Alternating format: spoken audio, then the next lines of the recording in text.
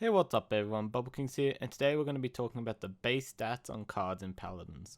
So if you don't know what the base stats are, on every card you choose there are two numbers in the corners of the card.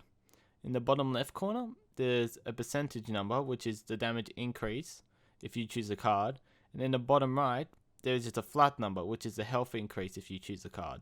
So say you chose Juggernaut. This will give you a 6% damage increase and 75 bonus health. Where if you chose Resilience, it would give you 1% bonus damage and 175 bonus health. Now I think the base stats are really important to take into account when you're selecting your card. A lot of players, they don't really look at these base stats, they just look at the effects on the card and choose their cards that way. However, I think a lot of cards have a lot of hidden power in their base stats that a lot of people gloss over just because the effect might not be as good as another card. So here's an example. Let's look at Launch. Launch is an uncommon Fernando specific card which increases the distance of charge by 25%. Its base stats are 6% damage and 450 bonus HP. Let's compare this to the card Nimble, which it's competing against on the same rarity. So Nimble is a common card, any hero can pick it. It gives 10% movement speed and it gives 7% bonus damage and 50% bonus health. So what we can see here is, while both of these cards have a similar effect that allows Fernando to chase down his enemy, there is a 400 HP difference between the base stats of the card, which is over 10% of Fernando's base life. This means that the base stats alone is 1/3 of the effect of Evolve, which is a legendary card.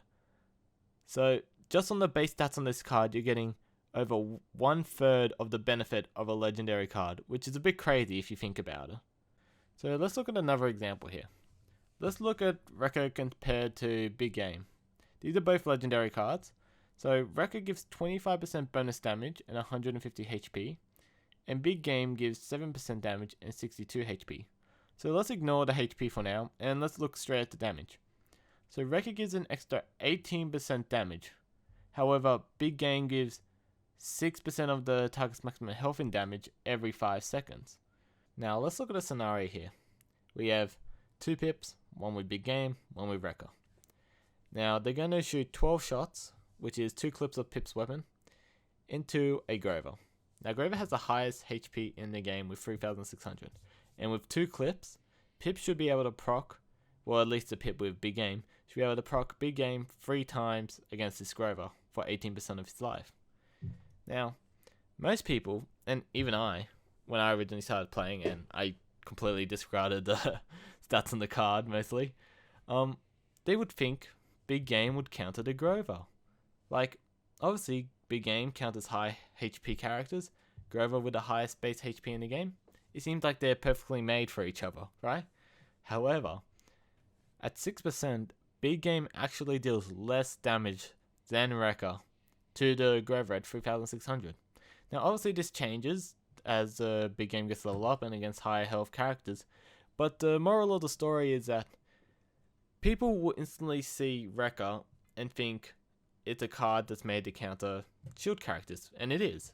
It deals extra damage to shield, like that's all it does. However, since the base stats on it is so high, Rekka can just be a straight up damage increase against the right targets. Now this doesn't mean you should go right now and open the game and go to your decks and start removing cards that have low base stats. You should obviously still take into account the effect of the cards, and if they're crucial to the build, obviously you can't remove them because it would completely destroy the build. But in some builds there are cards which you can replace or swap around in certain situations, and in these situations it's important to take into account the base stats of the card to get the best value out of your cards. So just before I end this video, I do want to say I have some beta keys to give away. So if you're interested in getting a beta key, just write a comment below. What should it be about? How about you write a short story about a dragon or something, I guess. And whoever writes the best story about a dragon will get some beta keys. I'll probably hand those out at the start of the next discussion video. Anyway guys, I hope you guys enjoyed the video, and I'll see you guys next time.